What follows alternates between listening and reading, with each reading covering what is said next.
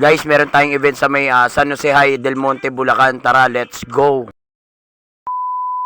Siyempre guys, ito OTW na nga pala tayo.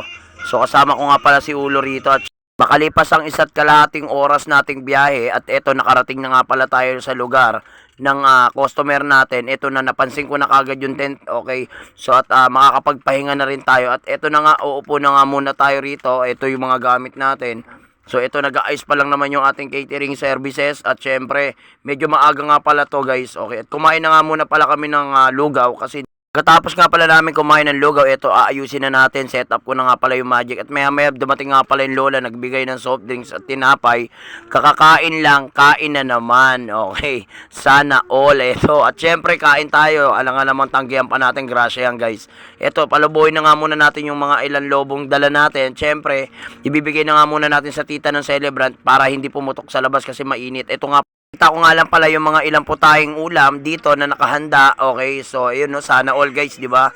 Nga pala guys, pagkatapos nga pala natin syempre magpahinga, okay, ito magmi-makeup na nga pala tayo kasi 1:30 na nga pala ng hapon diyan at tanghali. So 2 PM pala yung start ng party natin kaya medyo nagmadali nga pala ako mag-makeup diyan. Pagkatapos nga pala natin syempre maglagay ng design. Siyempre guys, ito tuloy-tuloy pa rin tayo sa pagme-makeup natin. So sa labas nga pala ako nagbihis guys kasi nga mainit at dito na rin kami nag-makeup. Ito guys, nga muna pala ako nag-wig dyan guys. Ito, nagdatingan na nga yung mga ninong-ininang. Opening remark na nga pala tayo, table per table, picture taking. At magpapakain na nga muna si mommy and daddy. Then after 30 minutes guys, okay, ng ating pag-aantay, okay, doon pa lang tayo makakapagsimula ng mga program natin, okay.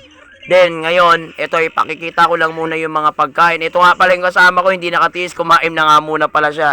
Kasi gutom na raw. At ito na nga guys, nag-start na nga rin pala yung ating paglalaro kasi wala nga masyadong bata. Kaya kung mapapansin nyo, puro adult yung naglalaro. Then, after nga pala nun guys, okay, nakapag magic show na rin pala tayo dyan, puppet show. Maraming salamat sa lahat ng mga ninong-ininang. So, hanggang dito na lang yung video guys. Pauwi na nga rin pala kami. Maraming salamat. Bye-bye!